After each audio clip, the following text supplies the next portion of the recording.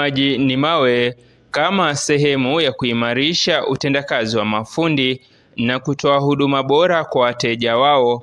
Kampuni ya rangi ya Hamosa imetoa mafunzo kwa mafundi wa Thika katika mgahawa wa Cascade Premier.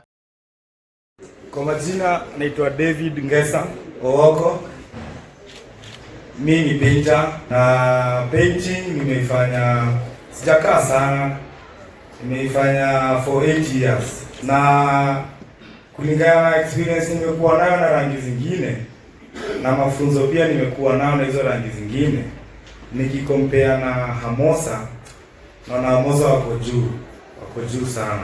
Walipata nafasi ya kufundishwa kuhusiana na bidhaa mpya ya epoxy ambayo ndio habari mpya ya mjini, wengi wakifurahia mafunzo hayo kwani aghalabu wamekuwa wakiona tu katika vyombo vya habari.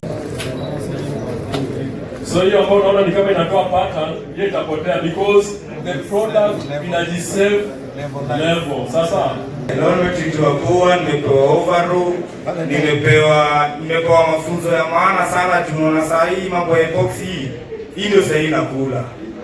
Mafundi wa tusichochane. Unaona sasa hiyo epoxy inatoa tiles kwa kazi. Na kama unaweza hivisha hii kazi ya epoxy utakuwa unakula creativity. Si.